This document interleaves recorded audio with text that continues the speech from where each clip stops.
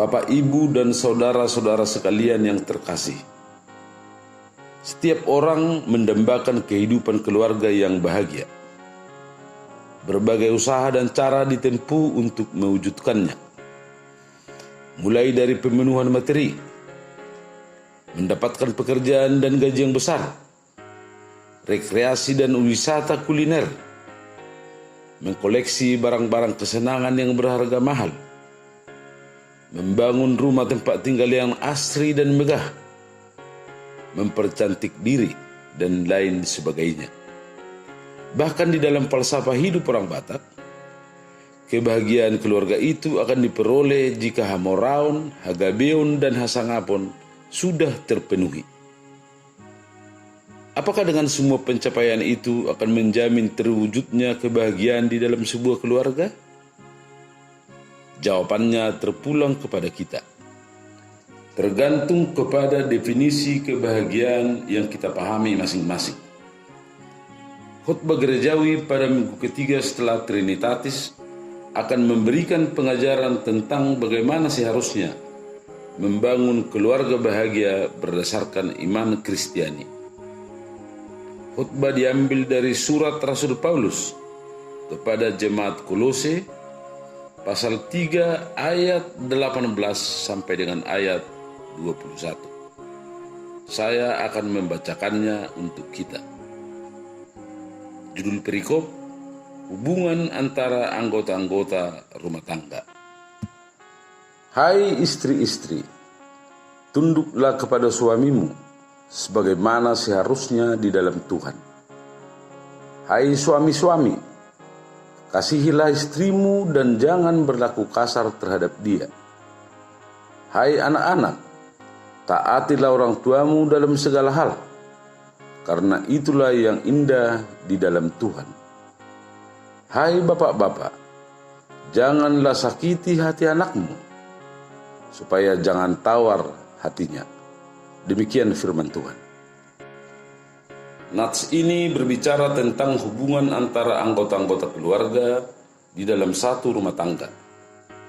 Untuk memahami nats ini, maka harus memperhatikan ayat sebelumnya, yaitu mulai dari ayat 5 sampai dengan ayat yang ke-17, yang menjelaskan bagaimana hidup sebagai manusia baru.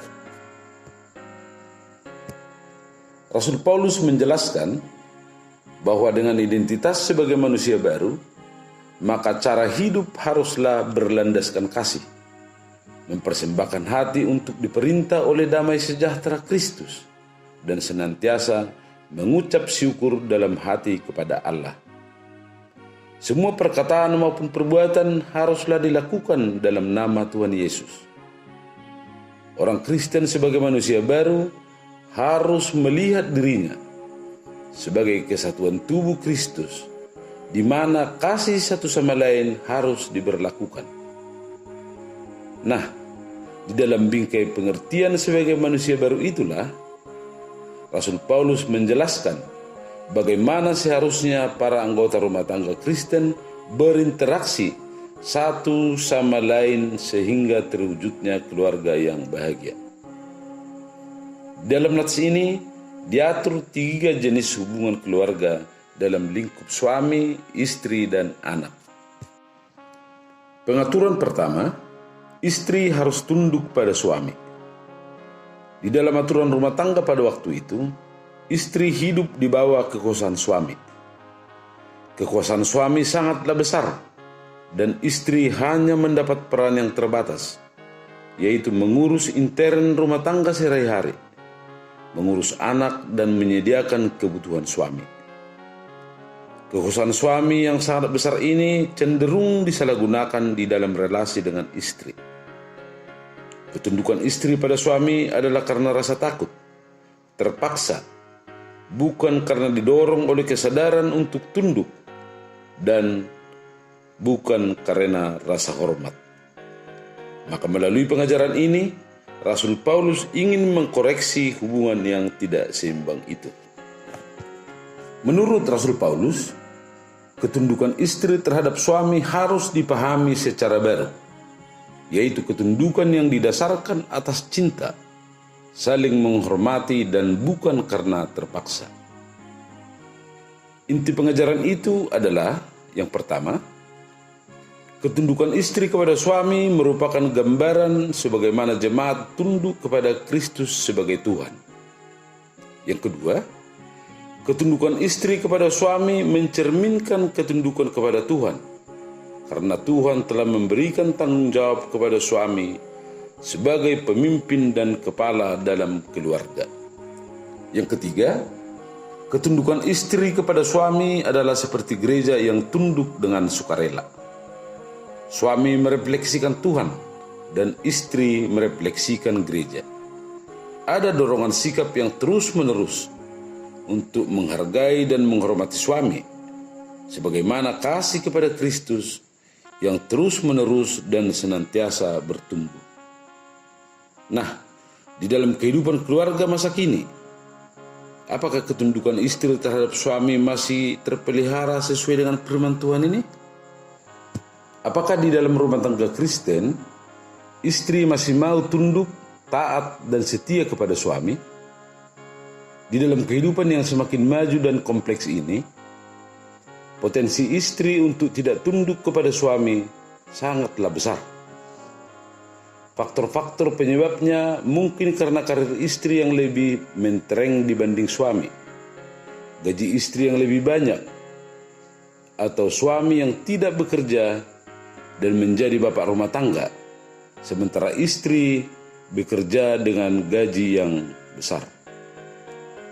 Faktor lain mungkin karena karir istri yang menonjol di dunia politik, sehingga menjadi pejabat negara, sementara suami bekerja dengan karir yang biasa-biasa saja. Hal-hal semacam ini bisa membuat situasi berubah dan istri mulai mengendalikan kehidupan rumah tangga. Dia berubah menjadi kepala keluarga dan tidak tunduk lagi kepada suami. Lazim kita mendengar istilah di bawah ketiak istri.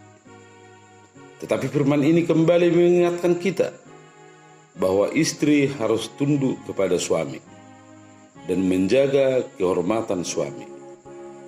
Dengan menjaga kehormatan suami itu berarti menjaga kehormatan keluarga. Tunduk, taat, dan setia kepada suami itu berarti tunduk di dalam Tuhan. Pengaturan kedua, suami harus mengasihi istri. Mengasihi istri adalah kewajiban yang harus dilakukan oleh suami terus-menerus sepanjang usia rumah tangga itu sendiri. Suami harus melayani istri, menghormati dan menerimanya dalam segala kelebihan dan kekurangannya. Mengasihi istri sama seperti Kristus mengasihi jemaat. Sebagaimana Kristus mengorbankan dirinya di kayu salib untuk manusia yang berdosa, maka suami harus rela berkorban demi istri yang dikasihinya. Suami harus memberi dirinya bagi istrinya. Sebagaimana suami mengasihi dirinya, seperti itulah juga dia harus mengasihi istrinya. Suami juga tidak boleh berlaku kasar dan melukai hati istrinya. Tindakan kasar, baik secara verbal maupun fisik, adalah perbuatan manusia lama yang berdosa. Bagaimana pengajaran firman ini dalam kehidupan keluarga Kristen masa kini? Bukankah berita kekerasan dalam rumah tangga masih terdengar setiap hari?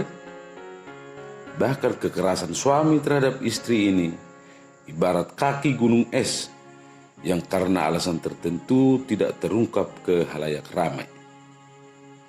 Peristiwa-peristiwa seperti ini menjadi akar pahit bagi istri dan merusak mental anak-anak dalam keluarga. Apakah suami rela berkorban demi istrinya?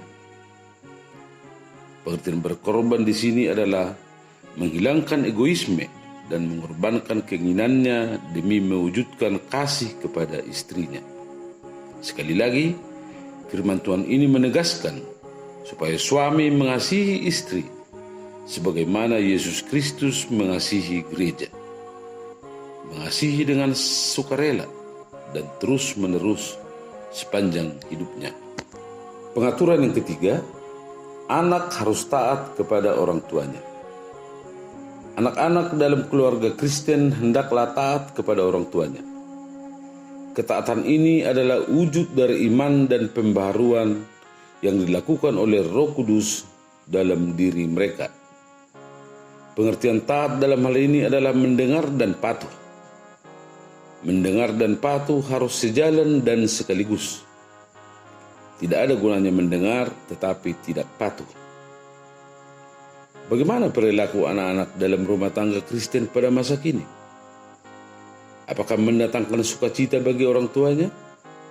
Faktanya, anak-anak sudah banyak yang mengkonsumsi narkoba, sudah berani melawan orang tuanya, dan tidak lagi disiplin. Melalui firman ini diingatkan supaya anak-anak dalam keluarga Kristen melaksanakan hukum Taurat yang kelima, yaitu hormatilah ayah dan ibumu, supaya lanjut umurmu di tanah yang diberikan Tuhan Allah kepadamu. Pengaturan yang keempat, Bapa harus membangun hubungan yang penuh cinta kasih kepada anak-anaknya. Bapa sebagai kepala keluarga harus mencerminkan Yesus Kristus yang sangat mengasihi jemaat. Bapa harus menjadi teladan bagi anak-anaknya, mendorong dan memberi semangat, memotivasi anak-anak untuk bertumbuh dan berkembang sesuai dengan prinsip iman Kristen. Bapa harus menerima anaknya di dalam segala kelebihan dan kekurangannya. Pujian lebih berkemenangan ketimbang teguran dan cercaan. Jangan biarkan anak menjadi tawar hati. Bapa tidak boleh melakukan kekerasan kepada anak. Perlakuan kasar kepada anak akan berdampak buruk dan merusak mental si anak. Bapa harus membangun komunikasi yang akrab dan hangat dengan anak-anaknya. Bapak, Ibu, dan saudara-saudara yang terkasih dalam nama Yesus Kristus. Dengan pengajaran di atas, menjadi jelaslah bagi kita bagaimana seharusnya keluarga bahagia itu dibangun. Rumah tangga Kristen akan menjadi rumah tangga yang bahagia jika Kristus tinggal dan memerintah di dalamnya.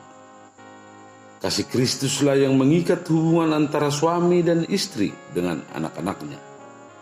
Roh Kudus yang membaharui akan memampukan semua anggota keluarga untuk hidup di dalam persekutuan. Rumah tangga Kristen adalah pusat kehidupan gereja, tempat beribadah bagi seluruh anggota keluarga. Keluarga Kristen yang berbahagia akan tercermin di dalam gereja yang berkemenangan.